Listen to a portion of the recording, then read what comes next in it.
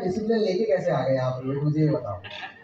भी चले जाएंगे, ठीक है, सबसे टॉप में तो आप लोग कब्जा करके बैठे हुए हैं, ठीक है। अब कब्जा करके बैठे लेकिन डिसिप्लिन नहीं मिल पाते हैं, बड़ी मुश्किल से मिलते हैं। तो आदमी यही बोलता है डिसिप्लिन नहीं है। मैं बोलता हूँ उन लोगों को जो लोग ये बोलते हैं डिसिप्लिन नहीं है, तो उन लोगों को एक बार बाबा नगरी देवघर में आकर आप लोगों से मुलाकात करनी चाहिए। क्या शानदार डिसिप्लिन लोग हैं, एक बार जबरदस्त क्लैपिंग है।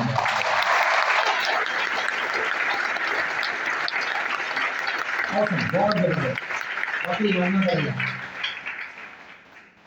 रोहित आप वाकई बहुत अच्छी बात बोल रहे थे, बड़ी सही बात बोल रहे थे। हमने मुंगेर में सेमिनार लगाया, जब मैं मुंगेर में आया वहाँ का एक्साइटमेंट लेवल देखा, मैंने लोगों का एंथुसियाज्म देखा, पैशन देखा, तो मैंने लोगों को बोल दिया, मैंने कहा यार हिंदुस्तान का एक्साइटमेंट एक तरफ, मुंगेर वालों का एक तरफ।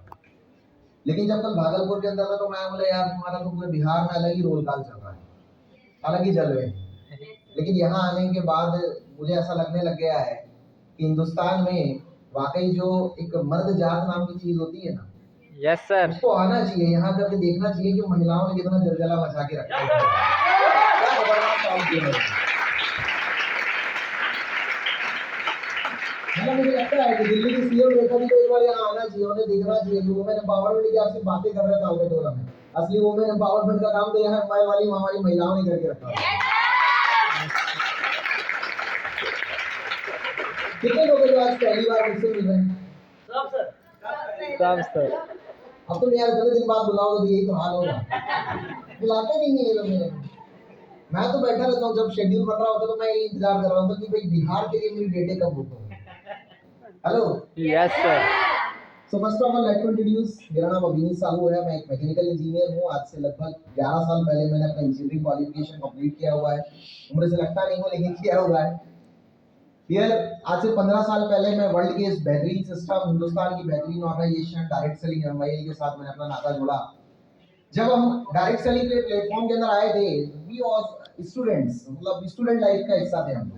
हमने नहीं सोचा था कि ये प्लेटफॉर्म इतना बड़ा है, ये इंडस्ट्री इतनी बड़ी है, ये व्यापार इतना बड़ा, कोई नहीं सोचता है, ठीक है। बड़ी छोटी सी सोच के साथ हम लोग शुरू कर देते हैं। किसी ने मोटिवेट कर दिया, किसी ने थोड़ा भरोसा दिला दिया, हमें लगता है चलो तेरा चल रहा है, हमारा भी चल जाएगा, कुछ पैसे आ जाएंगे, खर्चे पानी चल जाएंगे, घर से लेने नहीं पड़ेंगे।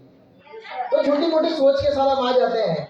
लेकिन जब आप इस बिजनेस के साथ एक लंबा वक्त बिताते हैं तो दुनिया के लिए जो सपना होता है, मतलब नाम, इज्जत, शौहरत, पैसा, रुतबा, अचीवमेंट, लाइफस्टाइल, वो सारी की सारी चीजें आपके लिए नॉर्मल हो जाती है, क्योंकि 15 साल में वो चीजें हमने सिर्फ हासिल नहीं की है, वो चीजें जी रहे हैं।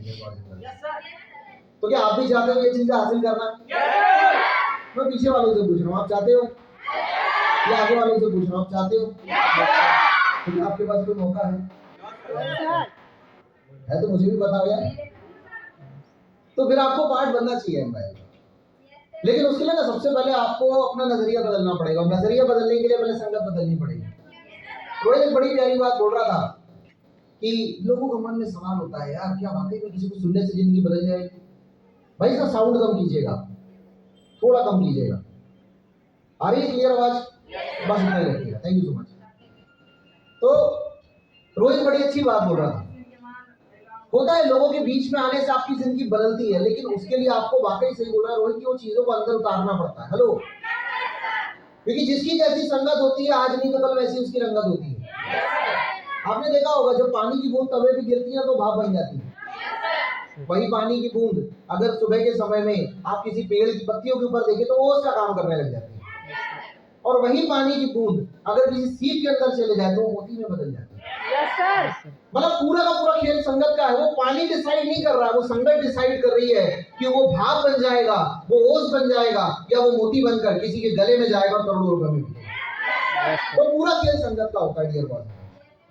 और संगत आपके लिए तभी काम करती है जब आप उस संगत को अपने अंदर उतारते हैं।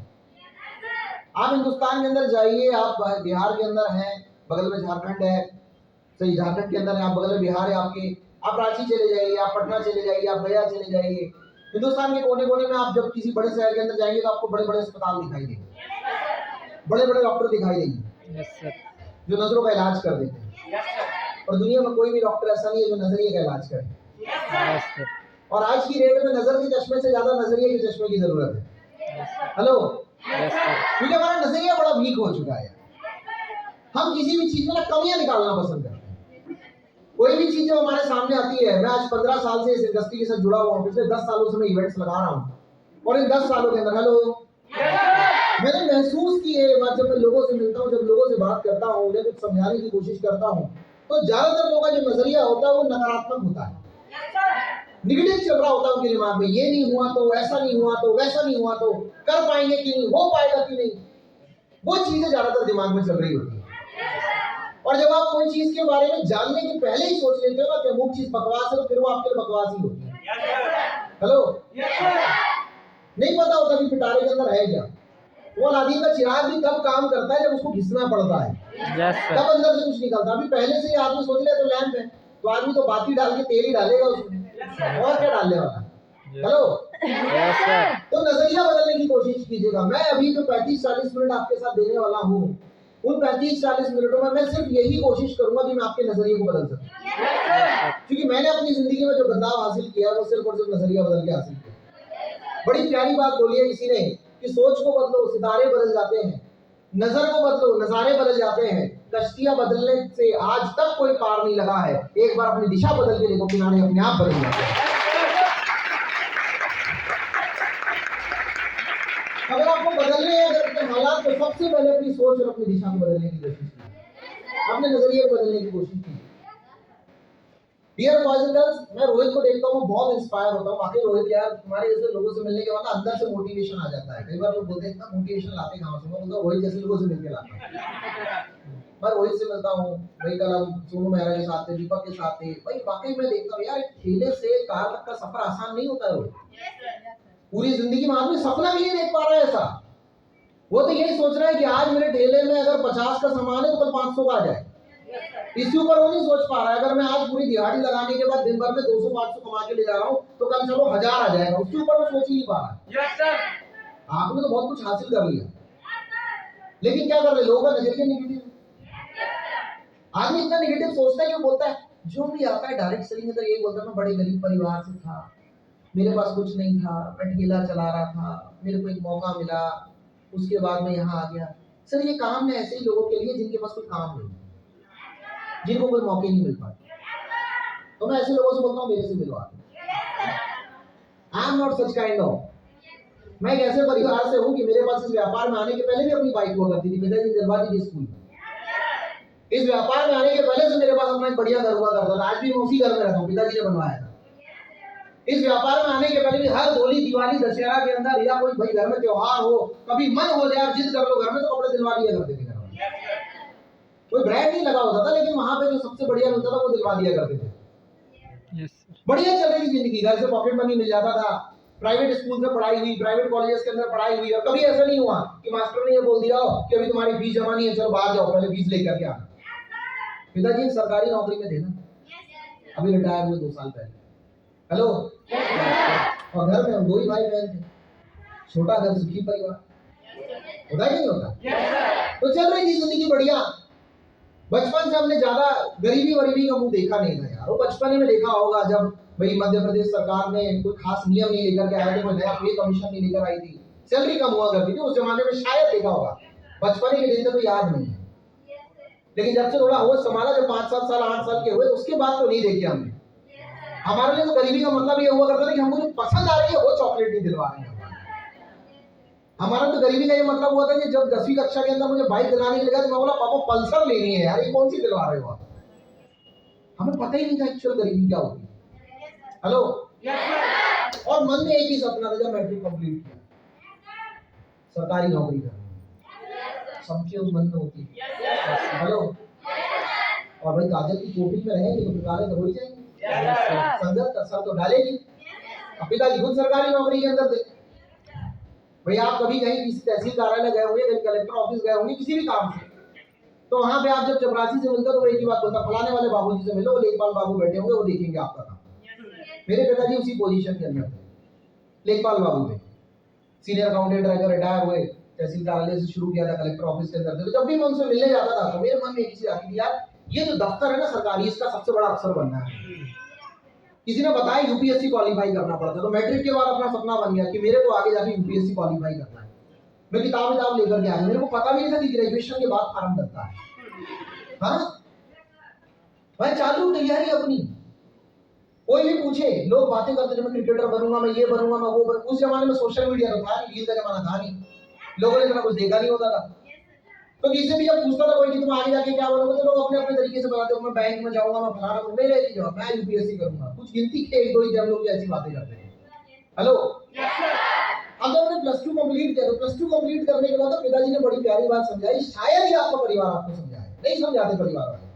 उनके तो मन में एक ही सपना होता है, बेटा जिंदगी में कामयाबी का मतलब एक ही चीज है, सरकारी नौकरी। मेरा मानना है कि अगर सरकारी नौकरी ही कामयाबी होती है, सरकारी नौकरी ही करियर होता है, तो सारे अदानी, अंबानी, बिरला सब बेरोजगार हैं। हाँ, इन्हें तो करियर बनाया नहीं। मोदी का तो करियर, नीतीश कुमार कुछ नहीं है तुम्हारे सामने। हाँ, तुम बाबू ना सरकारी है, वो कहाँ लगता है तुम्हारे सामने। हेलो, तो ऐसा है कुछ नहीं, वो सोच हमारी बना दी गई है। बड़ा गजब का स्कैंडल है, वो भी करेंगे उसी के ऊपर आज बात। तो मेरे पापा ने मुझे बड़ी प्यारी बात समझाई कि बेटा पूरे हिंदुस्तान के अंदर 800 से 1000 पोस्ट निकलती है साल भर के अंदर। एनी टाइम 15-20 लाख लोग तो खड़े ही रहते हैं फॉर्म भर के। तो कोई गारंटी नहीं ली जा सकती है, भले तुम कितना ही टैलेंटेड हो, वो कंपटीशन आपको भी फेस करना पड़ेगा। ये बात मुझे मेरे पिताजी ने समझाई। मैंने कहा पापा ठीक है ना, फेस करेंगे। तो बोले ठीक है फेस करेंगे, लेकिन उसका मतलब ये नहीं कि ऑप्शन लेके मत चलेगा, तो ऑप्शन ले लो साथ में। तब जब एक ऑप्शन की बात हुई, क्योंकि घर की फाइनेंशियल कंडीशन ठीक ठाक थी, तो उन्होंने मुझे इंजीनियरिंग के बारे में कहा। मैंने इंजीनियरिंग का एंट्रेंस तैयार किया, एग्जाम दिया, नंबर अच्छे आ गए। मध्य प्रदेश के सबसे टॉप इंजीनियरिंग कॉलेज में से एक कॉलेज में मुझे एडमिशन मिला, भोपाल में, टीआईटी में, और इंजीनियरिंग चालू हो गई हमारी। उसमें भी कभी किसी बैंक के सामने जाकर के लोन का एप्लीकेशन फॉर्म नहीं डालना पड़ा।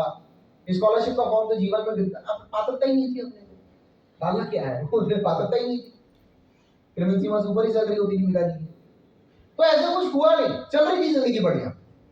पर मन में एक विचार आ गया। क्या होता है ना, जब आप पढ़ाई कर रहे होते तो बड़ा गजब का समय होता है। उस समय के किस्से बड़े याद आते हैं। मैं आज भी पलट के देखता हूँ तो मेरे को स्कूल के किस्से बड़े याद आते हैं, खासकर एग्जाम टाइम पे। और जब पीछे वाला बोलता था, भाई सुन तो क्या हो गया, क्यों परेशान कर रहा है यार, 2 घंटे वैसे ही निकल गए, 1 घंटा बचा है, अभी बहुत सारा क्वेश्चन बचा हुआ है। अरे सुन तो, क्या हो गया बता, बोल भाई, थोड़ा सा बता देता। अब सप्लीमेंट्री ले लिए, लिख रहा है, मैं दूसरी कॉपी रख दी किनारे में, खोल के लिख ले, कर ले दूसरी कॉपी। वो फिर उंगली कर, हाँ अब क्या हुआ भाई, समझ नहीं आ रहा है क्या लिखा है। मैं कहा जो समझ में आ रहा है लिख ले, बाकी गोला बना। हाँ, तू टेंशन ना ले, मास्टर को भी नहीं समझ में आएगा। जब तेरे को नहीं समझ में आ रहा तो मास्टर को क्या समझ में आने वाला है मैंने क्या लिखा है, लिख दिया है, तुम भी लिख ले। तो ऐसे दौर चल रहा होता है। हेलो, और फिर वो हमारा कॉलेज, भाई हमारे इंजीनियरिंग कॉलेजेस का एक क्रेज था 2010-11 का, आजकल कम हो गया है भाई। उस समय में हमारा कॉलेज ऐसा जंगल हुआ करता था जहां हमारे ऐसे शेरों का शिकार ना हिंडियां कर लेती थी आप लोगों जैसे। अभी आजकल का जमाना एडवांस हो गया रोज, आजकल ये सब काम 4वीं-5वीं से चालू हो जाता है। कहाँ इंजीनियरिंग तक इंतजार करना, इतना इंतजार है। और हम ये एडवांस लड़कियां, भाई आज की डेट में इनका क्या कहना। मैं रेलवे स्टेशन में उतरा, देखा मैंने, मैं सोचा छोटे छोटे बच्चे खेल रहे होंगे, इनका आई लव यू चल रहा है। हाँ, मैं देखा बंदे की हाइट इतनी सी, रहा होगा 5वीं-7वीं में। हाँ, अब बंदा क्या बोल रहा है, बंदा एक ही चीज है, तू एक बार हाँ बोल दे, दुनिया हिला के रख दूंगा। हाँ, मैं उसको देखा ऊपर से नीचे तक, मैं बोला साला स्प्लेंडर प्लस का ना वो स्टैंड नहीं रख पाएगा, इसमें मेन वाला है, ये दुनिया हिलाने की बात कर रहा है। हाँ, फिर उसके बाद चालू होती है, तुझमें रब दिखता है यारा, मैं क्या करूं। तो गाना ही बना है दिल्ली की कुड़ी गुजरात की, गुजरात छोड़ो, बिहार आओ, वो लड़की घड़ी सामने बोलती है रब दिखता है, बोले हाँ जी दिख तो रहा है। बोले दिख रहा है पक्का, बोले हाँ दिख रहा है ना, तुम मानो तो। बोले अगर रब वाकई में दिख रहा है ना, तो जाओ मार्केट से प्रसाद लेके आओ, प्रसाद चढ़ाओ, माथा टेको, आगे बढ़ो, पीछे वाले पाने दो, जगह कम है।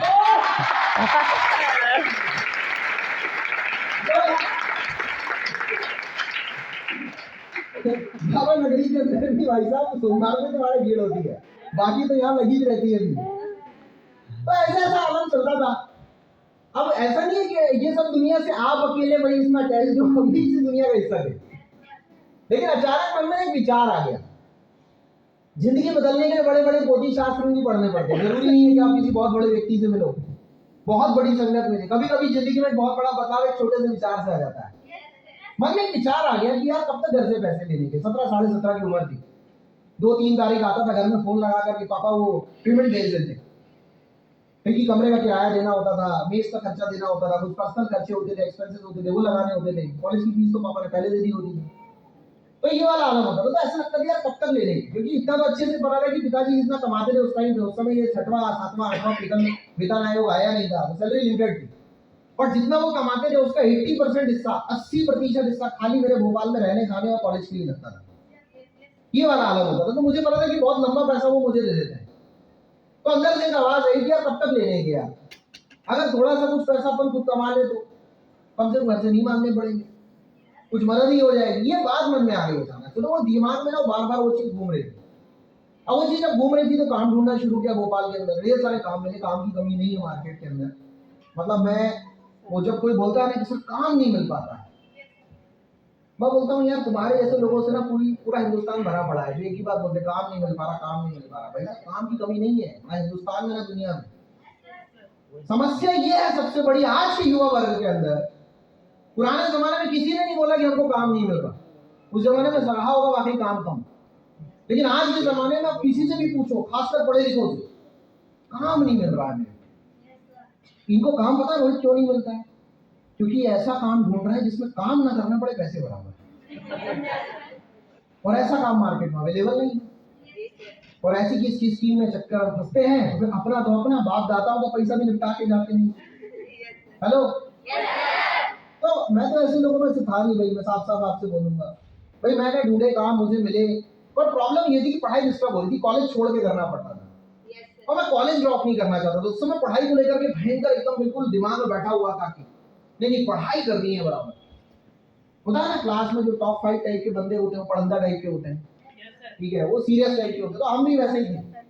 तो दिमाग में वो चीज चल रही थी। उस समय क्या ज्यादा काउंसलिंग नहीं की गई थी, समझाया नहीं गया था हमें, और इंटरनेट का दौर नहीं था, तो हमने किसी को सुना भी नहीं था, देखा भी नहीं था, हमें पता ही नहीं था कुछ भी।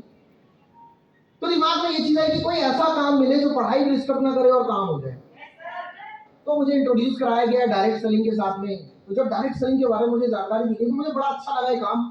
सिर्फ एक वजह से कि 2-3 घंटे 4 घंटे देने हैं और आराम से मैं अपने कॉलेज के बाद दे सकता हूँ। जो हम नजरिए सीखने में खराब करते हैं, जो सोने में हम कई बार खराब करते हैं, जो हम दोस्ती यारी में घूमने में खराब करते हैं, हमारी बहनों का फेवरेट काम रील बनाने में खराब करते हैं। हाँ, कभी इधर कभी इधर कभी इधर, पूरे time 1 like 2 like 3 like 4 like 5 like 6 like, screenshot 100 like complete, फिर से डाल। ये वाला है। आधी जिंदगी इनका स्क्रीन ऊपर नीचे रगड़ने में जा रही है। हाँ, और फिर भी ये बोले समय नहीं मेरे पास, टाइम नहीं। करना तो है पर टाइम नहीं है। क्या बताएं? देखना पड़ेगा, सोचना पड़ेगा, फिर बताएंगे। हेलो, आज की दुनिया में ना मतलब वो मेरे को लगता है किताब में मेरे को बोलना पड़ेगा मोदी जी को, एनसीईआरटी किताब में आप ना जल ही जीवन है हटाओ, अब उस स्लोगन में लिखो मोबाइल ही जीवन है। हाँ, आने वाले टाइम में जब आधार कार्ड में बायोमेट्रिक में अंगूठा लगाने जाएंगे तो इनका देख लेना आप, इनकी फिंगरप्रिंट नहीं मिलने वाली। इतना घिस लिया है इन्होंने, ये वाला। हाँ, और कई बार इनसे पूछो इतना क्यों घिस रहे हो भाई, तो एक ही चीज है, 350 का रिचार्ज करवाया, जियो ने महंगा कर दिया, पूरा वसूल करना है। 10 रुपए डेली के रिचार्ज को वसूल करने के लगे हो दिन भर, लगे हो दिन भर। ऊपर वाले ने 50 साल का रिचार्ज डाल के बैठा, उसको कब वसूल करोगे? उसको भी तो वसूल करने की सोचो। वो भी जवानी के दौर में नहीं करोगे तो कब करोगे? हैं? भाई मैंने देखा जितने भी लोग सुबह जा रहे थे, हम लोग जब मंदिर गए सुबह रोहित के साथ में, तो हमने देखा वहां पर ढेर सारे लोग चढ़ावा चढ़ाने के लाए थे, फल लेकर के आए थे, लेकिन कोई भी बासा नहीं लेकर के आए, ताजा फल लेकर के आए थे लोग। भाई जब हम वहां से निकले, रोहित ने कहा सर घर के लिए प्रसाद वगैरह बनवा लीजिए। प्रसाद बनवाया। सबसे पहले इसको दुकान वाले को, भैया ताजा बांधना, ताजा ही फल तुम खा रहे हो, ताजा फल तुम चढ़ा रहे हो, तुम वहां बासा नहीं चढ़ाना चाह रहे हो, तो तुम क्यों चाहते हो कि जिंदगी जब तुम्हारी बासी हो जाएगी, जब उम्र खत्म हो जाएगी, उसके बाद कुछ शुरू करेंगे? हेलो, जिसको देखो सुनो, अभी मैं छोटा हूं, अभी मेरी पढ़ाई चल रही है। किसी जमाने में एग्जाम्पल दिया जाता था ऐसे लोगों को कि सचिन तेंदुलकर ने 16 साल की उम्र में इंटरनेशनल क्रिकेट शुरू किया था। भाई साहब जमाना आईपीएल का जाके देखो, वैभव सूर्यवंशी 14 साल की उम्र में आ गया। Hello, yes sir. वो 14 साल की उम्र में आईपीएल में डेब्यू कर रहा है, 1 करोड़ रुपए चार्ज कर रहा है, और यहाँ हमारा 20 साल का घोड़ा, हमारी 25 साल की घोड़ी ये बोल रही है कि अभी तो मैं छोटा हूं। वाह रे इंसान, कब बड़े हो गए तुम। मेरा दोस्त मिला कुछ दिन पहले मेरे को, हाँ मेरे से बोलता है, मैं बोला यार क्या हाल चाल है, बड़े दिन बाद मिले थे, हाल चाल पूछा, हमने बातचीत की, सब चीजें। मैंने उससे पूछा और भाई क्या चल रहा है आजकल। फॉर्म भर रहा हूँ, फॉर्म सरकारी नौकरी का क्रेज। बोले फार्म भर रहा हूँ फार्म। मैं बोला एक बात कहूँ भाई, हाँ भाई बोलना। मैं तो फार्म वार्म भरने का सिलसिला जितनी जल्दी हो सके खत्म कर ले, उम्र हो रही है हमारी, बाकी जिंदगी में फार्म ही भरते रह जाएगी, मांग नहीं भर पाएगा किसी हाँ? समय पे कर ले। और आजकल तो भैया मैंने सुना है कि फार्म भरने की भी सीमा लिमिटेड ही है, यस सर। उसकी भी उम्र खत्म हो जाती है। तो डियर समय पे काम कीजिए। मेरे पिताजी ने मुझे समझा दिया कि ऑप्शन लेकर के चलो। आज की डेट में मुश्किल ही आपको ये बात समझाएगा। और मैंने ऑप्शन ले लिया इंजीनियरिंग का, इंजीनियरिंग करने लगे। कॉलेज के दौर में मन में विचार आ गया कि कुछ काम करना है, डायरेक्ट सेलिंग का प्लेटफॉर्म मेरे सामने आ गया, डिसाइड किया कि शुरू करना है। मन में ढेरों बातें चल रही थी, ऐसा नहीं कि मेरे दिमाग में निगेटिविटी नहीं चल रही थी, मन में सवाल ही था, सवाल ढेर थे, लेकिन मन में एक बात और थी, हो सकता है वही काम है जिस काम से मेरे को 4 पैसे आए, हो सकता है वही काम है जहाँ 2-3 घंटे में काम हो जाए, पर समय उतना ही था मेरे पास। तो मैंने शुरू करने का डिसाइड किया, लेकिन जैसे ही अप्लाई ने मुझे कहा कि ठीक है सर फॉर्म भरिए और पेमेंट जमा कीजिए, मैंने कहा सर पैसे तो नहीं है। सबसे बड़ी दिक्कत स्टूडेंट लाइफ की, गरीब परिवार से होते अमीर परिवार से हो, भाई 1 तारीख से 10 तारीख तक उनसे बड़ा रईस कोई नहीं, और 20 तारीख के बाद बस वो भीख नहीं मांगते हैं, बाकी हालत उनकी भिखारी से कम नहीं है। 20 के बाद के डाइम था, पॉकेट मनी घर से आई खत्म हो चुकी थी, कैंटीन में भी उधारी चलती थी हमारी। अब कैसे पैसा ले आऊं सर, पैसे नहीं है सर। तो यार इतना बढ़िया हो, 60-70 हजार रुपए कॉलेज की फीस जमा कर रहे हो, जमाने में लगा करती थी 60-70 हजार, आजकल तो लाख 1.5 लाख लगती है। बोले 60-70 हजार रुपए कॉलेज की फीस देते हो, कोई इतना थोड़ा बड़ा मैटर है यार, 10-15 हजार रुपए। मैं सर वो ठीक है, पर मेरा विजन एकदम क्लियर है सर कि मेरे घर वाले, अगर मैं एमआईएल की बात करूंगा, डायरेक्ट सेलिंग की बात करूंगा, तो साफ साफ बोलेंगे कि तुझे हमने पढ़ने भेजा, ये सब करने नहीं भेजा। मेरे को किसी फॉलोअप की जरूरत नहीं पड़ी, ये चीज अपने को पहले से क्लियर। तो मैंने कहा सर इसके नाम से तो घर वाले देंगे नहीं। बोले लेकिन शुरू करना पड़ेगा। मैंने कहा सर कोई और तरीका हो। मैंने अपने तरीके से जो जो कन्विंसिंग हो सकती सारी कन्विंसिंग की, वो कन्विंस हुए। उन्होंने बोला नहीं ऐसे तो नहीं चलेगा यार, और वे कुछ तो डालना पड़ेगा पेमेंट। मैंने कहा सर नहीं वो तो ना हो पाएगा। उन्होंने कहा ठीक है वो दरवाजा है आप जा सकते। और बेइज्जती। हेलो हाँ, यू आर लकी। आप अगर मना कर रहे हो, आपके मना करने के बावजूद आपकी अप्लाई नहीं, आपका स्पॉन्सर बार बार समझा रहा है, आपको मोटिवेट कर रहा है, ठीक है एडजस्ट करने की बात कर रहा है। यहाँ मेरे अप्लाई में तो बड़ा अच्छा, मेरे को दरवाजा दिखा दी, बोले जाओ। मैं भी कहा था मैं उठा चल पड़ा। हाँ बस फर्क इतना सा कि स्पीड कम होता है ना। हम भाजी तरकारी लेने के लिए जाते हैं, कैसे दिए भैया 50 रुपए किलो, बगल वाला तो 30 तो दे रहा है, तो वहीं से ले लो दीदी। आजकल सब्जी वाले भी एडवांस हो गए हैं, वहीं से ले तुम से लेंगे, तुम लगाओ 30 का। नहीं जी 30 का तो ना दे पाएंगे, उतना तो खरीद नहीं है हमारा। ठीक है मैं दीदी 40 दे दीजिएगा। ना ना 30 से 1 रुपया ऊपर नहीं दूंगी, इनका बार्गेनिंग अलग ही चलता है। हाँ तो हम तो शायद मान के नहीं। हाँ सही बता रहा हूँ, हिंदुस्तान में अदानी अंबानी भी परेशान है तो सिर्फ महिलाओं की खरीदी से निचोड़ देती है। बोले हाँ इतना तो विदेश में निचोड़ पा रहा कोई हमको। मैं तो बोलता हूँ राफेल की डील करने इनको भेजो।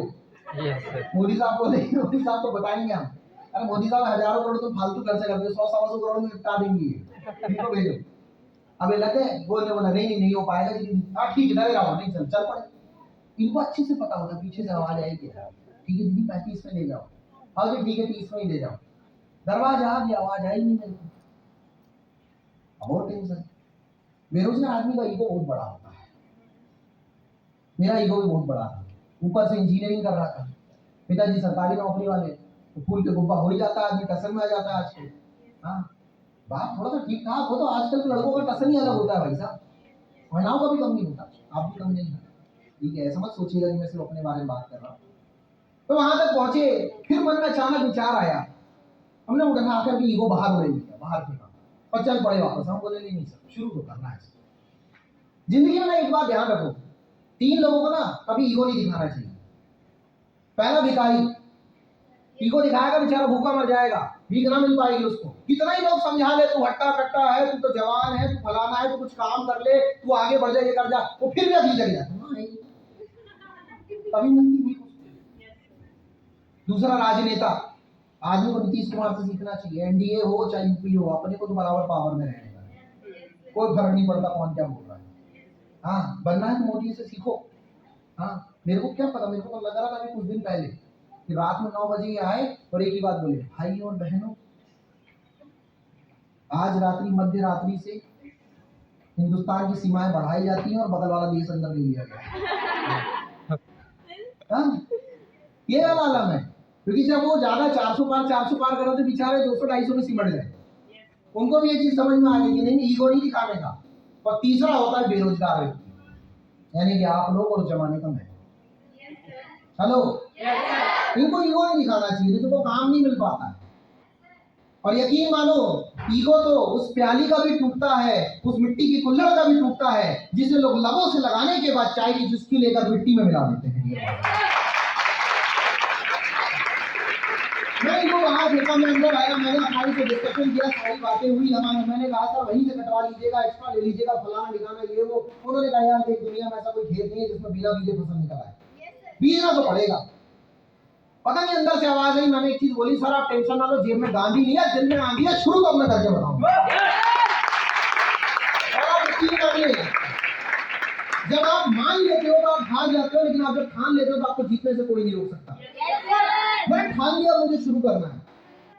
मैंने फॉर्म भरवाया, बाहर आया, आप दिमाग चल रहा चालू।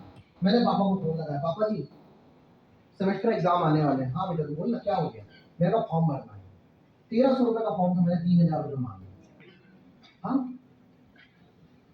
बोले, और मैंने कहा पापा वो कुछ फीस बताया थी कॉलेज की, वो अगर बाकी की पटाना पड़ेगा तो फॉर्म फॉर्मेट नहीं करेंगे। मैंने ठीक, बोले हाँ बता कितना ट्रांसफर करना, मैं वो भी बता दिया, उसमें भी 4-5 हजार बढ़ा के दिया। मैंने कहा पापा क्रैश कोर्स करना है। ऐसे करके मैंने हर चीज में, किसी में 2000, किसी में 5000, किसी में 3000, ऐसे बढ़ा बोल करके 12-15 हजार रुपए एक्स्ट्रा मांगे। मेरा विजन क्लियर था, पढ़ाई के नाम से इतना भी मांगू घर वाले देने को तैयार है। मैंने मांग ली। आप लोग देवघर से? Yes sir. बहुत होशियार है, दिमाग में पहले चल रहा, अब समझ में आया तुमने 6.5 लाख का चेक क्यों लिखा है, ताकि तुम वहां लेकर के जाओ, सामने वाला हमको समझाए कि घर में झूठ बोलो पैसा मांगे। बहुत होशियार है ये लोग। हाँ, बहुत होशियार है, बहुत बदाम गिरा है घर वालों में बचपन से इनको। Hello, yes sir. और सारे राजा हरिश्चंद्र, इनने कभी जीवन में झूठ नहीं बोले। हाँ, बस प्लान के बाद ही बोलते हैं कि मैं घर में झूठ नहीं बोल सकती, मैं घर में झूठ नहीं बोल सकता। और राजा हरिश्चंद्र, हमें भी पता है कि जब तुम एक्स्ट्रा क्लास बोल के घर से निकलते हो तो गार्डन के नीचे, वो पेड़ के नीचे कौन सी एक्स्ट्रा क्लास लगती है तुम्हारी। हम भी उस उम्र से निकल करके आएंगे। हाँ, देखा है मैंने, मैं बता रहा हूँ ना, मैं देख रहा था वहां पे जब स्टेशन से निकला, वो छोटे छोटे 5वीं 8वीं के बच्चों को, तो मेरे दिमाग में ये चीज चला था कि झूठों की महफिल है लेकिन सच्चे आने लगे। Yes sir. झूठों की महफिल है लेकिन सच्चे आने लगे हैं, आशिकों की महफिल है लेकिन बच्चे आने लगे। और हमारे इन आशिकों को ऐसा लगता है कि खूबसूरती बढ़ गई। Hello, yes sir. चाचा वो लागी, खूबसूरती खूबसूरती कुछ नहीं बढ़ी, जमाना सेल्फी का है, तो मोबाइल के कैमरे बड़े अच्छे आने लगे।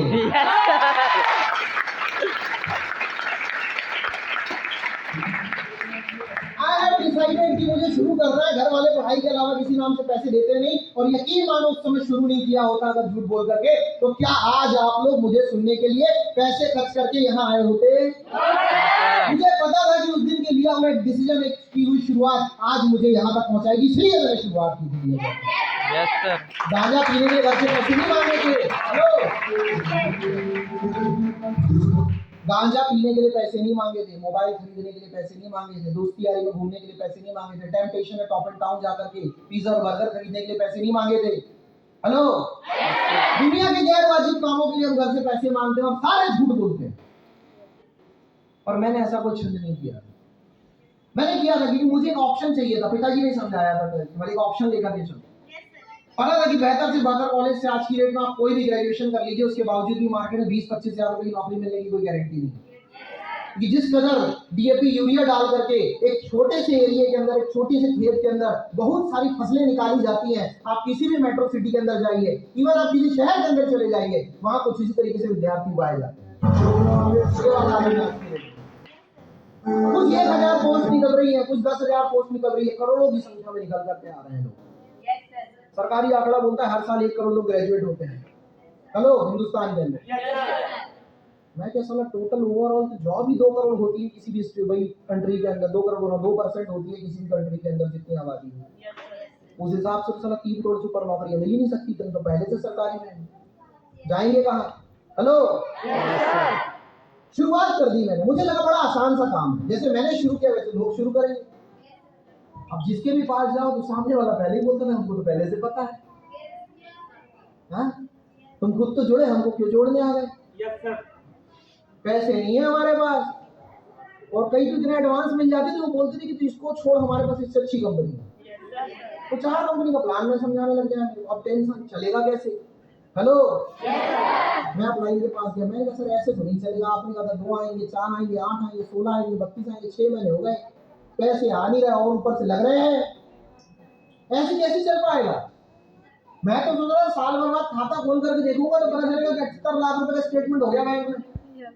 यहाँ 6 महीने में जो थोड़ा बहुत बचाया था हर महीने का 100-200 करके, वो भी खत्म हो गया, ऊपर से कर्जा हो गया। कैंटीन वाला सारा जाने में सोचना पड़ता है मेरे को, उसका बिल बकाया है।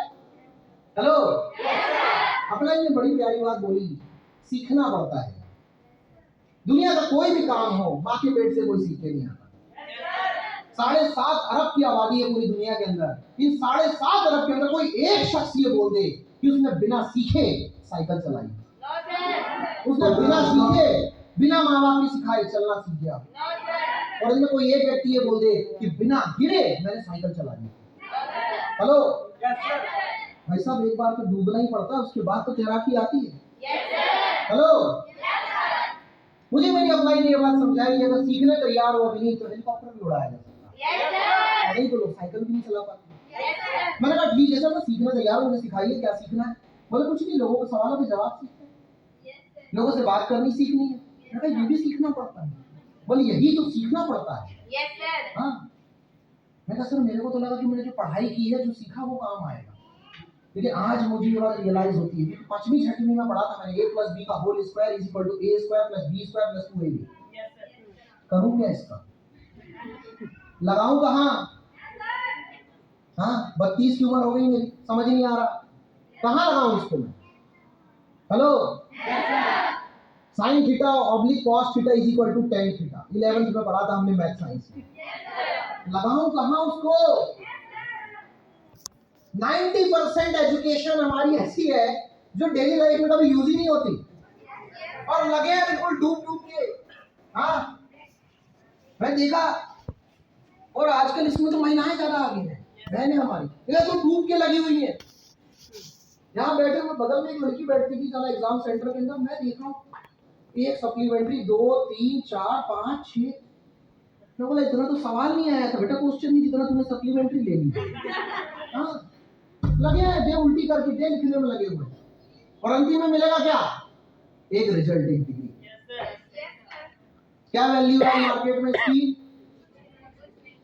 बड़ी अच्छी वैल्यू है, अधिकार मिल जाता है। क्या अधिकार मिल जाता है? फॉर्म भरने का। हेलो, लोग बोलते हैं डायरेक्ट सेलिंग स्कैंडल है। डायरेक्ट सेलिंग स्कैंडल नहीं, आज की डेट में सरकारी नौकरी की तैयारी सबसे बड़ा स्कैंडल है। जहां देखो वहीं कोचिंगें खुली हुई है।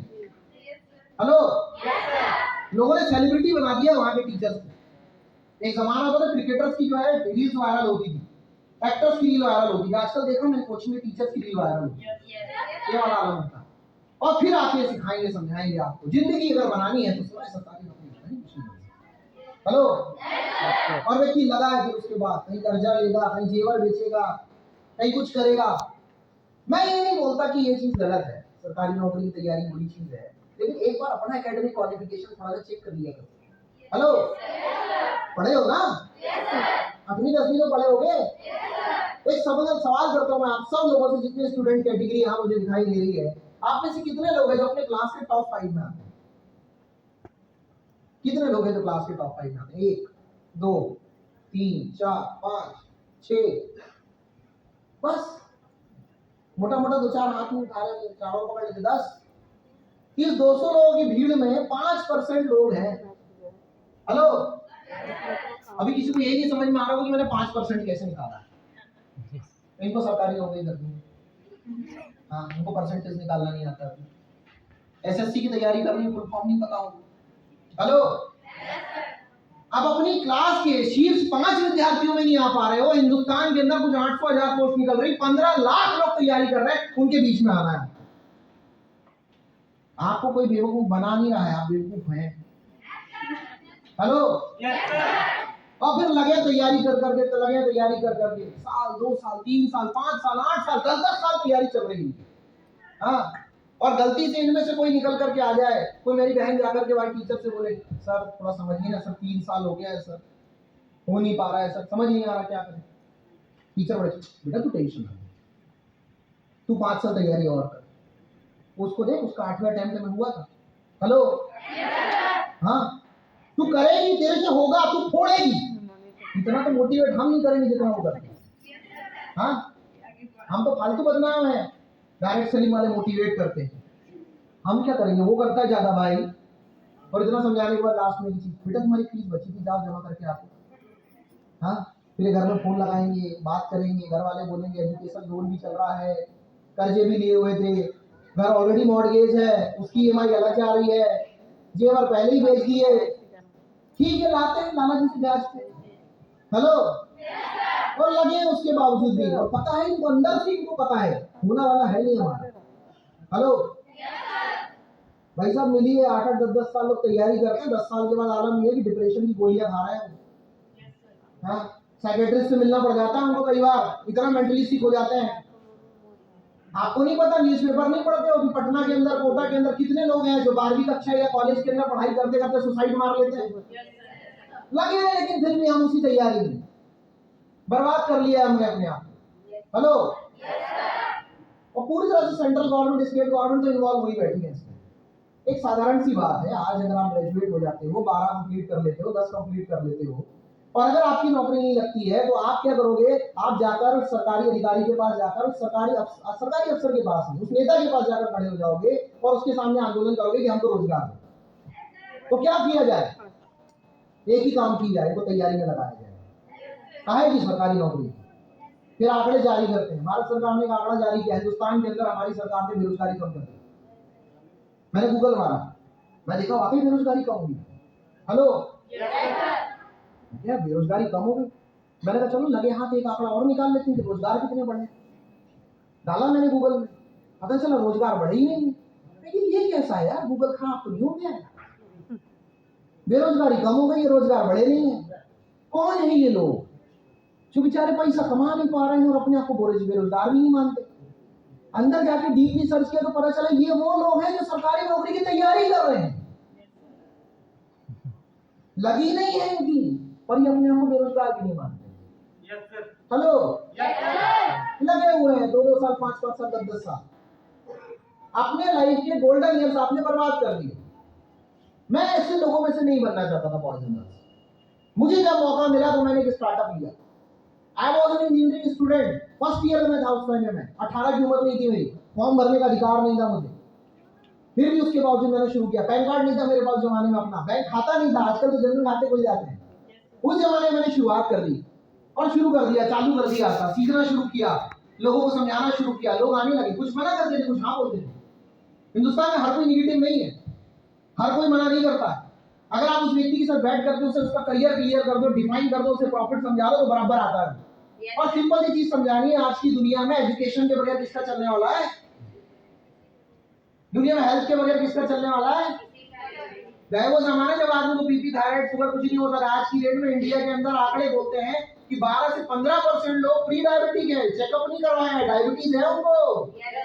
हेलो, 12-13 साल की उम्र में आज की डेट में महिलाओं को मासिक धर्म शुरू हो जाता है, इरेगुलर पीरियड, परेशान है, डॉक्टर की चक्कर मार रही है, 50-50 हजार रुपए खर्च कर दिए, फिर भी परेशान है। जब तक दवाई खाते हैं तब तक ठीक रहते हैं, उसके बाद फिर तबियत खराब। हर गली मोहल्ले चौराहे में क्लिनिक खुला हुआ है, उसके बावजूद भी वहां भीड़ लगी हुई है, 2-2 घंटे वेट करना पड़ता है। आज मार्केट के अंदर हेल्थ इंडस्ट्री इतनी ज्यादा तेजी से बूस्ट कर रही है, इतनी डिमांड में है जिसकी कोई हद नहीं। हेलो, और बेरोजगारी की तो क्या कहने, उसकी तो हम थोड़ी देर पहले बात ही कर रहे थे।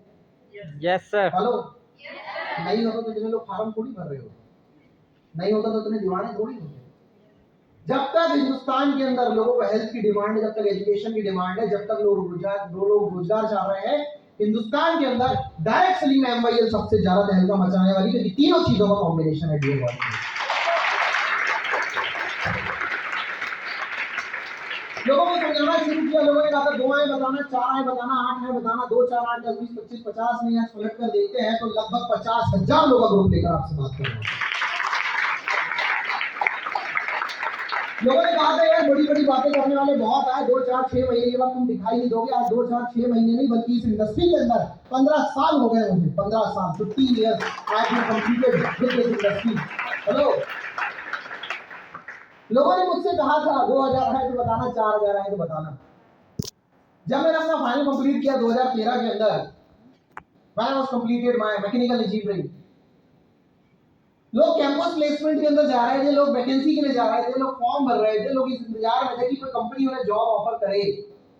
मैं इस टेंशन में नहीं था, क्योंकि जितने का जॉब ऑफर उस कंपनी से मिल रहा था उतना ऑलरेडी मैं इस व्यापार से कमा रहा था। 12-15 हजार रुपए की इनकम थी उस समय। मैंने फाइनल के बाद एंट्रेंस दिया एक और मास्टरेट के लिए, मैंने एंट्रेंस की तैयारी की, फिर मैं एमबीए के लिए चला गया। मैंने एमबीए स्टार्ट किया। मैं अपनी खुद की कमाई की बाइक से कॉलेज जाया करता था। बाइक मेरे पास पहले भी थी, लेकिन मजा आता था यार, क्योंकि दुनिया में 3 तरह की कमाई होती है, एक बाप की कमाई होती है, एक बाप की कमाई होती है, लेकिन आपकी कमाई का मजा कुछ और ही होता है।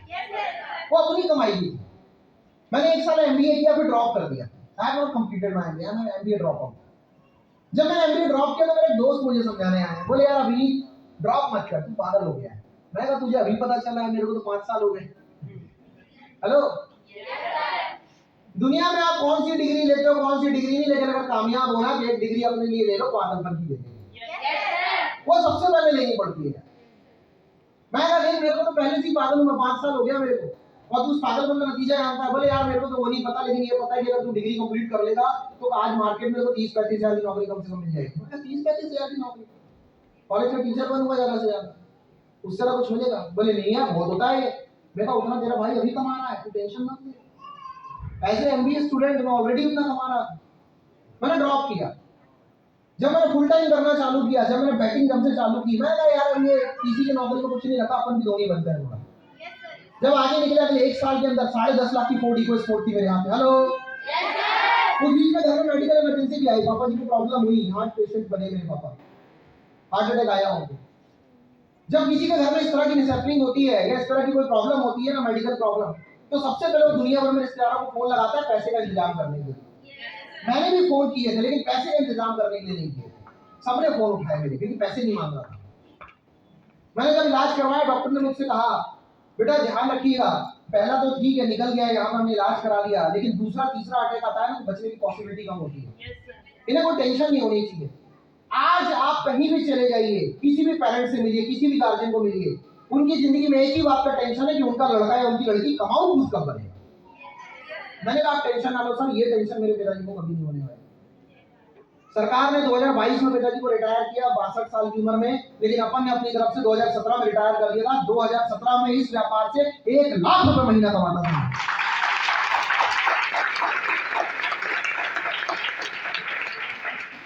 2018 के अंदर मैंने भोपाल शहर के अंदर अपना बंगलो बुक किया। जब हम भोपाल के अंदर रहा करते थे ना, जब आप कभी बाहर रहेंगे अपने घर से तो आप देखिएगा, जो मकान मालिक होता है वो अक्सर रूम में आता है, वो अक्सर आपसे क्या बोलता है, यार तुम कीले बहुत ठोकते हैं। तो मैं वॉशरूम गंदा बहुत है, क्या सामान फैला के रखा है। कई बार हमारा मन करता है हमारा रूम किराए पे समय से ले रहे, हमारी टेंशन है, रोना सोना हमी को है, हम बाथरूम में सो जाएंगे, तेरे को क्या टेंशन है। बाद में रियलाइज हुआ, वो दिखाने की कोशिश करता था कि हम किराएदार हैं और मकान मालिक। हेलो, मन में आता था यार अपना मकान होता ना तो ये सोचना पड़ता है ये चीज। तो भोपाल के अंदर मैं रहता तो नहीं हुआ हालांकि, पर 2018 में मैंने अपना बंगलो बुक किया, 2019 में मैंने उसकी रजिस्ट्री करवाई। आज की डेट में मेरे पास भोपाल शहर के अंदर भी अपना 70 लाख का बंगला है, कैपिटल ऑफ बिजनेस लगातार बढ़ते गया। 2019 में मेरे घर से फोन आया, मेरी मम्मी से बड़ी परेशान, एकदम टेंशन में। मैं कहा क्या हो गया, वहां से बात कर रहे हो? बोले चाचा जी आए। मैं कहा क्या हुआ, मेरे परिवार में मुझे पड़ गया। दिमाग में यही आता, कमी हो गई होगी भाई, इसलिए टेंशन है। बोले नहीं नहीं ऐसा कुछ नहीं हुआ। मैं कहा फिर क्यों हंसी बात कर रहे हो? बोले बेटा तेरे चाचा जी ये बोल रहे थे कि अच्छा खासा लड़के को इंजीनियर बनाए, पढ़े लिखे हैं, पिताजी बड़े बाबू हैं, और ये लड़का कहाँ कंपनी उपनी के चक्कर में पड़ गया है। यार ये तो पुरानी बातें हुई, नई बात करो। बोले नहीं वो बोल रहे थे कि शादी नहीं होगी लड़की, तो लड़की नहीं देगा कंपनी वाले। तो हद से टेंशन लेते हो यार, कौन कौन आता है क्या क्या ज्ञान देके जाता है। बोले नहीं बेटा बता दो, ऐसे में नहीं चल पाएगा ना, हमको तो आगे का सोचना है। मेरा उस समय 5,000 के लगभग का ग्रुप था। मैंने मम्मी से कहा मम्मी आप टेंशन ना लो, 5,000 ढूंढ सकता हूँ तो एक और ढूंढ लूंगा। बायोडाटा बना करके घर में दिया। अभी वो बायोडाटा सर्कुलेट होता रहता है, अभी भी फोन आते हैं कई बार, क्योंकि बायोडाटा के अंदर लोग नाम का कॉलम रखते हैं, फिर पिताजी का नाम रखते हैं, फिर गोत्र लिखते हैं, फिर दुनिया भर की चीजें लिखते हैं, फिर रिश्तेदारी लिखते हैं, मामा वर्ग, कोई पिताजी का वर्ग, ये वाला वर्ग, वो वाला, पता नहीं क्या क्या लिखते हैं। मैंने अपना नाम, पिताजी का नाम और नीचे सबसे पहले आएगा लिखा। आज भी वो बायोडाटा घूम रहा है, अभी भी फोन आते रहते हैं लोगों को, बताना पड़ता है भाई शादी हो गई 2020 में, 2.5 साल की बच्ची है मेरी। हेलो, क्योंकि हिंदुस्तान के अंदर जब आय का कॉलम ऊपर होता है उसके अंदर लाखों रुपए लिखे होते हैं ना महीने के, तो इंसान कुछ और नहीं पूछने वाला है। हेलो, 2020 के अंदर जब कोविड आया, बिजनेस थोड़ा सा डाउनफॉल में गया, हमें लगा कैसे होगा, लेकिन समझ में आया कि यार इसमें जूम मीटिंग के अंदर भी काम होता है। हमने हाइब्रिड मॉडल में काम किया, हमने इंटरनेट के जरिए भी काम करते हैं। आप इस कई सारे लोग जूम की पैदाइश होंगे। Yes sir. हमने वहां से भी काम किया और बिजनेस लगातार ग्रो करते गया, लगातार ग्रो करते गया। पिछले साल मैंने अपनी कार चेंज की। पहले मेरे पास 10.5 लाख की इको स्पोर्ट थी, अभी मेरे पास नेक्सा की सियाज है। और दोस्तों बड़ा मजा आता है। अभी कुछ दिन पहले मैंने भोपाल शहर के अंदर 1 करोड़ का प्लॉट खरीदा है। बिजनेस लगातार ग्रो करते जा रहा है। लोग बोलते हैं कि पैसे कमाओगे तो बताना, वो 11,000 निकल जाए तो बताना पड़ता है उस व्यक्ति को कि तू 10, 15, 20,000 की बातें करते रह गया। और इन 15 सालों के अंदर इसी डायरेक्ट सेलिंग के व्यापार से आज मैंने लगभग 2 करोड़ रुपए कमाए हुए हैं। डियर वर्ल्ड, 2 करोड़ रुपए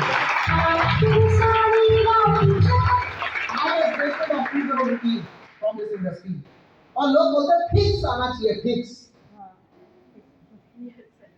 क्या बोलते हैं यार, फिक्स तो नहीं आना चाहिए, मेरा तो नहीं आना चाहिए। फिक्स आ रहा होता तो अभी भी 20-25 हजार 50,000 ऊपर नहीं चल पाते। बाकी फिर भी अगर आपको फिक्स चाहिए तो एवरेज इनकम निकाल लीजिए। आज की डेट में महीने का फिक्सली एवरेजली 4 से 5 लाख रुपए महीने का आता है डियर बॉयज, इसी जगह किसान के कलेक्टर के बराबर कमाई होती है। हेलो, और जिंदगी बहुत बढ़िया तरीके से बदली हुई है। मैं देखता हूँ पलट करके कि इस व्यापार में आने के पहले मैंने ढंग से अपना शहर नहीं घूमा था। भोपाल में हम रहते थे लेकिन हम ज्यादा कहीं जाते नहीं थे क्योंकि पैसे लगते थे। लेकिन हिंदुस्तान में हमने पूरा, और इस व्यापार के अंदर आने के बाद हमने पूरा हिंदुस्तान घूमा, विदेश गए। मैं पहली बार फ्लाइट में चढ़ा था 2017 के अंदर, मुझे आज भी याद है, बड़ी अच्छी घटना याद है। उसके पहले तक ना हम ट्रेन में सफर किया करते थे, कई बार जनरल में सफर करते थे। आप में से कितने लोगों ने किया है ट्रेन में, जनरल कोच में सफर किया है किसी ने? बहुत लोगों ने किया हुआ है। तो टेंशन ना लो, मैं यहाँ आ गया, आप भी आ सकते हो। Yes sir. है ना? Yes sir. बताना पड़ता है लोगों को, वहीं से निकल करके आता है। बड़ा गजब का होता है जनरल कोच। हाँ, चढ़ो तो पता चलता है कि भारत सरकार को लगता है रेलवे को कि भाई 68-72 सीटें हैं, 70-72 सीटों में हो जाता है। अंदर आकर के देखना चाहिए भारत सरकार वालों को, 1200-1300 लोग बैठे होते हैं उसके अंदर। हेलो, हाँ, कई बार तो ऐसा लगता है कि लोगों की लाश के ऊपर से पैर रख के अंदर जा रहे हैं। हाँ, सबसे अच्छी जगह होती है, पूरे बाथरूम के सामने जगह खाली मिल जाती है। और नहीं तो वह जहाँ पे बाहर लोग जो जहाँ से उतरते चढ़ते वहाँ बैठ जाओ। आपने तो ठीक बात है, वहाँ कोई भी बैठा हुआ, भाई क्या हाल चाल, कैसी चल रही है तुम्हारी पढ़ाई? तुमको कैसे पता कि मैं पढ़ रहा हूँ? मेरे सब स्टूडेंट यही करते हैं भाई, मेरे को भी पता, मैं भी पढ़ाई कर रहा हूँ। हेलो, मैं और बता कौन सी इंजीनियरिंग कॉलेज में? भैया आपको कैसे पता कि मैं भी इंजीनियरिंग वाला हूँ? मैं कहा भाई हिंदुस्तान के अंदर आप जाओगे तो ट्रेन में सफर करने वाले और इस तरह से बैठने वाले 4 में 5 आदमी इंजीनियर है, मेरे को भी पता है। क्या है भाई, जुगाड़ चाहिए होता है, खसकाना होता है उसको भाई, तो कुछ तो बात करनी पड़ेगी ना। ये सब हिंदुस्तान में तरीके होते हैं, हमने बहुत इस्तेमाल किए। और ट्रेन में जनरल कोच का सफर अगर आपने 2-3 दिन कर लिया, डीएनए चेंज हो सकता है आपका। हाँ, और कोई भी आदमी जब उसको वॉशरूम जाना होता है, मानना पड़ेगा संघर्ष करके जाता है। और पूरी पब्लिक जितनी बैठी होती है सबको बताते हुए जाता है कि कल रात में उसने क्या खाया था। हेलो, तो ऐसी जिंदगी थी हमारी। वहां से निकले, वहां से करते करते बहुत आगे गए। जब फ्लाइट में पहली बार चढ़ा मैं 2017 के अंदर, एयरपोर्ट के अंदर एंटर होते लगा जन्नत में आ गया। बाहर 45 डिग्री का टेम्परेचर था, अंदर चिल्ड एसी। मैंने कहा यार ये मानना पड़ेगा, बड़ी गजब की जगह। वहां आगे गए, किसी ने कहा बॉडी पास ले लो, लगेज जमा करवा दो। बोले यार साला एसी में, आज भी एसी में सफर करने जाओ ना, वहां भी कई बार आलम हो जाता है 2 टियर के अंदर कि भाई साहब लोगों को बोलना पड़ता है भैया मेरी भी बर्थ रिजर्व है, नीचे जगह तो यार लगेज रखना है। नाइट में ऐसा कोई लफड़ा नहीं था। वहां गए, उन्होंने बोला बॉडी पास लीजिए, लगेज जमा करवाइए, आपके पहुंचेंगे आपको पहले मिल जाएगा। मैंने कहा ये बड़ी अच्छी सुविधा है। एयरपोर्ट में हमने बॉडी पास वगैरह लिया, बाहर निकले, जैसे ही बाहर निकले, हेलो, बाहर निकलने के बाद पता चला, मैं भागा, मैंने बोला 200 मीटर में फ्लाइट खड़ी सामने दिख रही थी, मैंने कहा कैच कर लूं। किसी ने हाथ पकड़ के रोका मेरी फ्लाइट में, उन्होंने बोला ऐसे जाने की जरूरत नहीं है, बस लगी हुई है। मैंने ये बड़ी अच्छी सुविधा, 200 मीटर भी पैदल नहीं जाना होता। उसके लिए भी बस लगाई थी इंडिगो एयरलाइंस वालों ने, और बराबर एसी बस थी, नीचे से फोटो ली मैंने, एसी का डक आना चाहिए, दिखना चाहिए। गरीब आदमी जब एसी बस में बैठता तो ऐसी होता, पहली बार में बैठता, बैठे सफर किया, फ्लाइट टेक ऑफ हुई। अरे उसके बाद क्या कहने हैं, कई बार ना लोग मिलते हैं हमें, हेलो, यस सर, वो बातें करते हैं हमसे, वो हमसे बोलते हैं यार तुम्हारी ये जो बातें हैं ना, ये नेटवर्किंग की बातें, तुम्हारी डायरेक्ट सेलिंग की बातें, एमबीए की बातें, सब हमारे सर के ऊपर से जा रही है। जब फ्लाइट हमारी उड़ रही थी और टेक ऑफ कर रही थी, उस दिन अंदर से रियलाइज हुआ कि मेरी बातें नहीं मेरे भाई, इस व्यापार की वजह से मैं भी तेरे सर के ऊपर से जा रहा हूं। हेलो, आज 100 से भी ज्यादा फ्लाइट में बैठ चुके हैं, 50 के ऊपर इंटरनेशनल फ्लाइट है, बड़ा मजा आता है। 1-2 बार नहीं, 10 से भी ज्यादा बार मैं विदेश जा चुका हूँ, जिसमें दुबई, सिंगापुर, इंडोनेशिया जैसी लग्जरी कंट्रीज, मलेशिया जैसी कंट्रीज शामिल है, और साल में 1-2 बार जाना होता ही रहता है। बड़ी गजब की जिंदगी चल रही है, ठीक है। जब मैंने पासपोर्ट बनवाया, मुझे आज भी याद है, जब मैं जन प्रमाण पत्र बनवाने के लिए गया, उसमें नाम नहीं था मेरा, तो नगर निगम से मैंने बनवाया, जिसमें लिखा होता है कि आप किस अस्पताल में पैदा हुए, तो उसमें लिखा हुआ था कि मैं सरकारी अस्पताल में पैदा हुआ। मुझे याद नहीं, मैं बहुत छोटा था, मेरे पिताजी मुझे कैसे लेकर के आए थे, लेकिन जब मेरी बच्ची पैदा हुई तो मैं उसे अपनी 14 लाख की कार में लेकर के आया था। हेलो,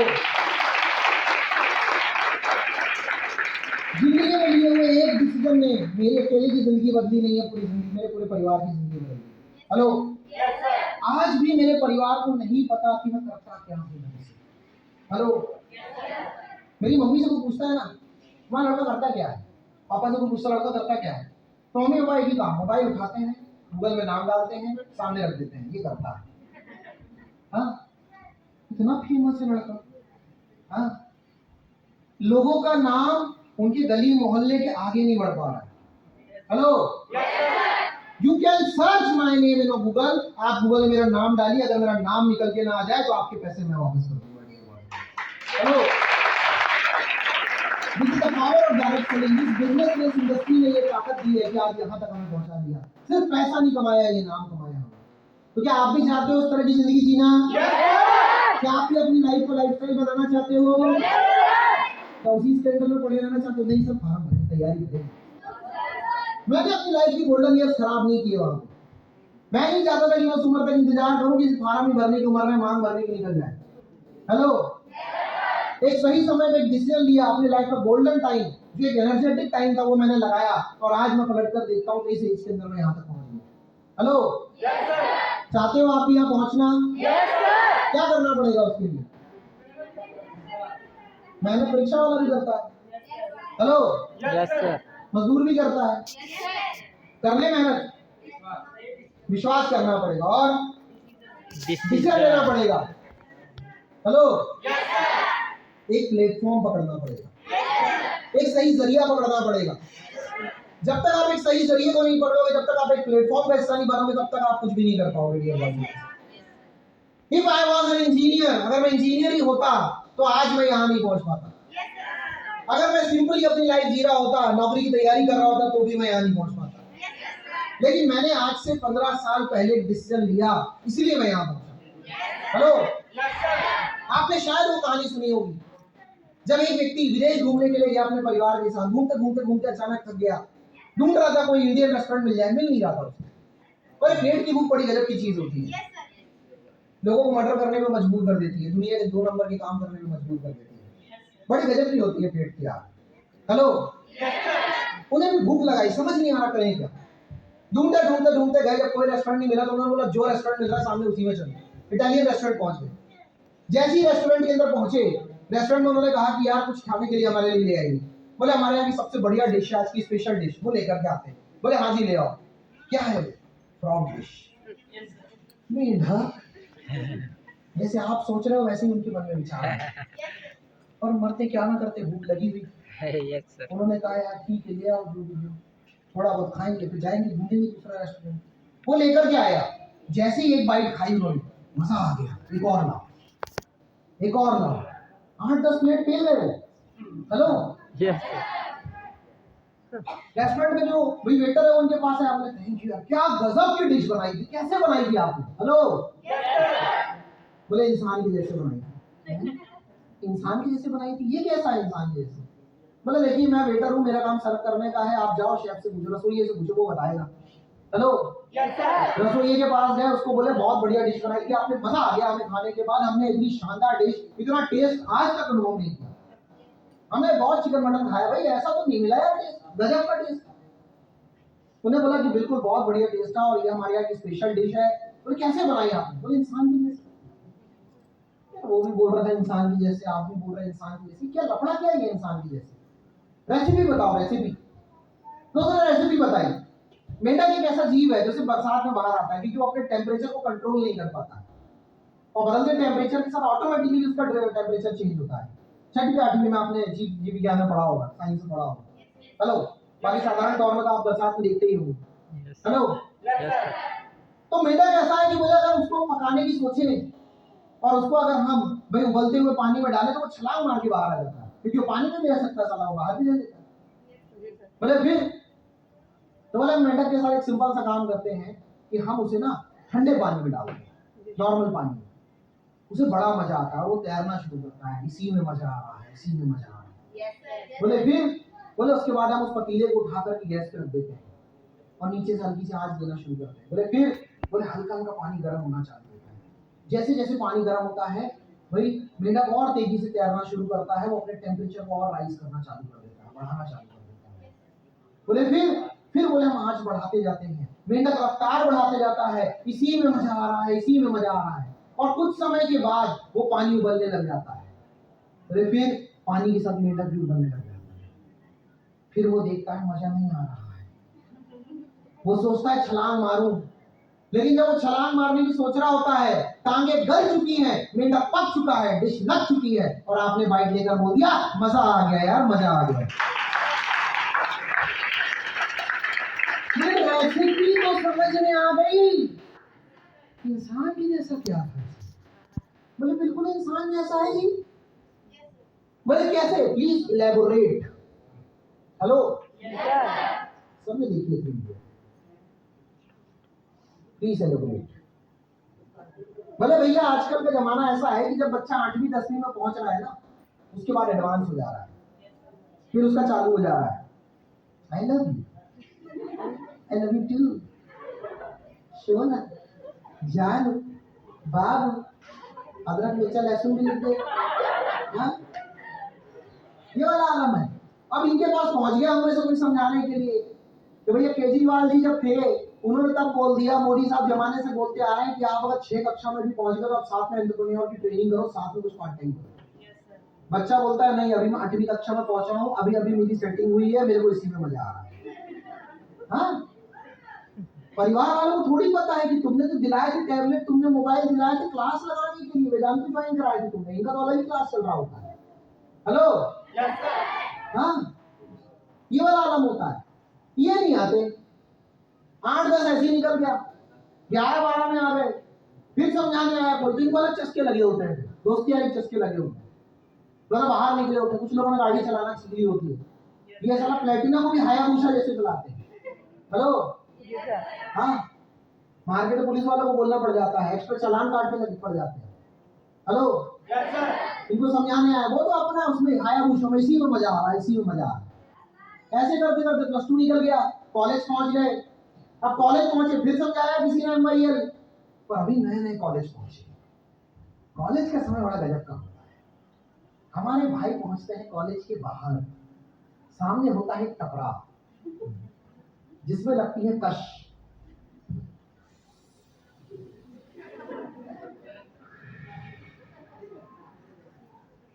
ऑक्सीजन लेवल इन्हीं की वजह से कम होगा। हेलो, हाँ, आलम ये होता है, कहाँ जा तू यार, जल्दी अच्छा इधर ना।